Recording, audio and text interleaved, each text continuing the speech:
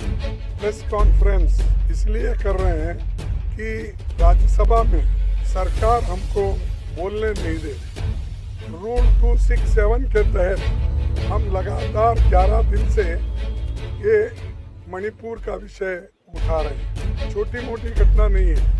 हम ये चाहते थे कि प्रधानमंत्री जी सदन में आए, अपने विचार रखे, क्योंकि सिर्फ होम मिनिस्टर का सवाल नहीं है और जो चीज़ें प्रधानमंत्री के अधीन होते हैं, जो सूचनाएं उनको मिलती है, वो सारी सूचना होम मिनिस्टर को नहीं मिल सकता। संसद में विपक्ष की मांग को लेकर गतिरोध जारी है। विपक्ष के नो कॉन्फिडेंस मोशन की सुनवाई के बाद मांग को लेकर अभी स्थिति साफ नहीं हुई है, लेकिन इस दौरान कई महत्वपूर्ण बिल सदन से पास किए जा रहे हैं, जिसे लेकर अब विपक्ष ने इसे गलत ठहराया है। इस मामले को लेकर अब वह कानूनी रास्ता खोजने पर जुट गया है। इससे पहले सदन में इसका विरोध खुलकर किया गया। of this confidence has not been disposed of. This is a substantive policy. It is illegal. It will be challenged and this has no merit, sir. अब ruling दीजिए कि ये substantive। उधर आपके संजय सिंह ने भी इस मामले को लेकर कहा है कि यह कानून माननीय सर्वोच्च न्यायालय के फैसले के खिलाफ है। पूरी तरीके से संविधान के खिलाफ है, इस मुल्क के फेडरल स्ट्रक्चर के खिलाफ है।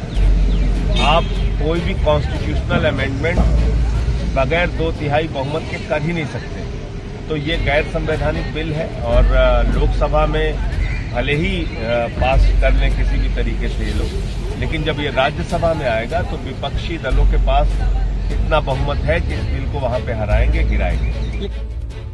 उधर इंडिया गठबंधन ने इस मामले को लेकर बैठक की। बैठक में बिल को लेकर आगामी रणनीति पर विस्तृत चर्चा की गई। बैठक कांग्रेस अध्यक्ष मल्लिकार्जुन खड़गे की अध्यक्षता में संपन्न हुई। मध्य प्रदेश की राजधानी भोपाल में मणिपुर की तपिश का एहसास उस वक्त हुआ जब केंद्रीय मंत्री नरेंद्र सिंह तोमर और मध्य प्रदेश चुनाव प्रभारी ने इस मामले को लेकर विपक्ष पर आरोप लगाया। श्री तोमर ने प्रेस के समक्ष कहा कि हमारी सरकार बार बार चर्चा के लिए तैयार होने की बात कहती है, लेकिन विपक्ष में घबराहट के चलते वह खुद इससे भाग रहा है। श्री तोमर ने घोषणा पत्र समिति की बैठक में शामिल होने के बाद पत्रकारों के समक्ष यह बात कही। भारतीय जनता पार्टी के नेताओं ने बहुत ही जिम्मेवारी के साथ ये कहा है कि भारतीय जनता पार्टी और एनडीए की सरकार मणिपुर पर चर्चा करने के लिए पूरी तरह तैयार है।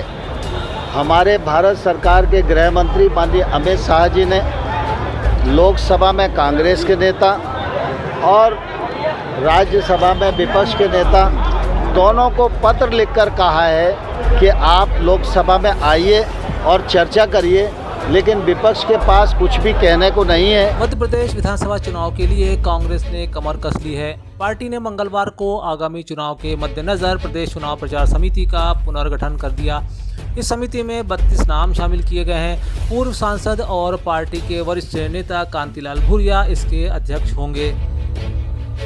उधर विधानसभा चुनाव के लिए गठित कांग्रेस की चुनाव अभियान समिति को लेकर बीजेपी प्रदेश अध्यक्ष वी.डी. शर्मा ने कटाक्ष किया है। उन्होंने कहा कि 34 सदस्यों की इस कमेटी में कमलनाथ के बेटे नकुलनाथ तो शामिल हैं, लेकिन दिग्विजय सिंह के बेटे का नाम नहीं।